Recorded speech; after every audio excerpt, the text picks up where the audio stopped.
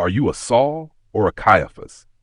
When it comes to enemies of Jesus, two names rise quickly to the top of the list: Caiaphas and Saul. Both men rejected Jesus.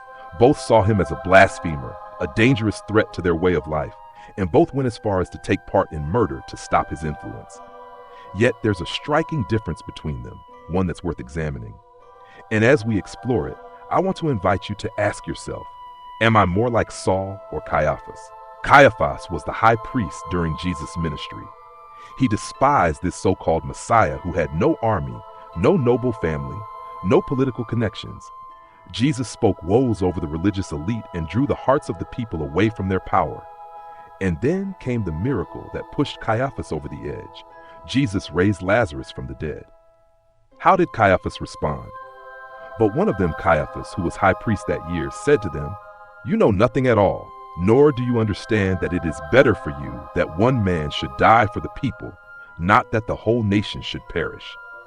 He did not say this of his own accord, but being high priest that year, he prophesied that Jesus would die for the nation, and not for the nation only, but also to gather into one the children of God who are scattered abroad. So from that day on, they made plans to put him to death. John 11, verse 49 to 53.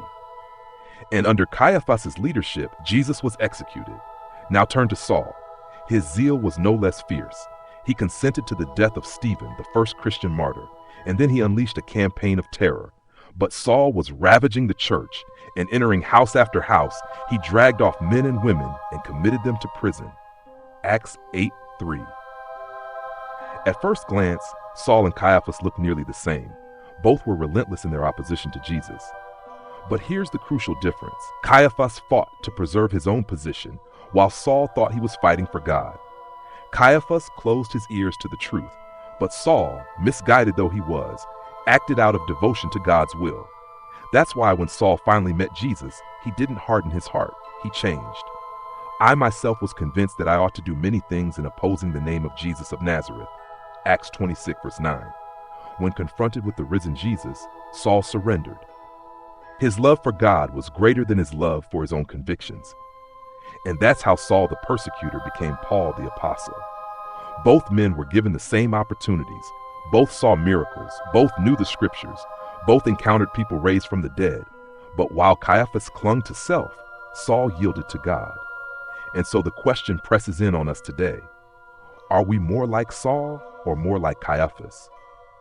Do we seek God's truth even when it challenges what we already believe? Or do we defend our positions no matter what his word reveals? If we truly want to follow God, we must never fear his word. Instead, we must let it shape us, even when it cuts across our traditions or our preferences. A heart fixed on God will change when confronted with truth. A heart fixed on self will not. When the large crowd of the Jews learned that Jesus was there, they came, not only on account of him, but also to see Lazarus, whom he had raised from the dead. So the chief priests made plans to put Lazarus to death as well, because on account of him, many of the Jews were going away and believing in Jesus. John 12, 9 to 11. Take a moment today to ask yourself honestly, am I letting Jesus shape me through his word? Or am I trying to mold his word to fit my own desires? What part of my life needs to be surrendered so I can be more like Saul, who became Paul, and less like Caiaphas? I'd love to hear your reflections. Share your thoughts in the comments, and let's encourage one another as we keep choosing God's will over our own.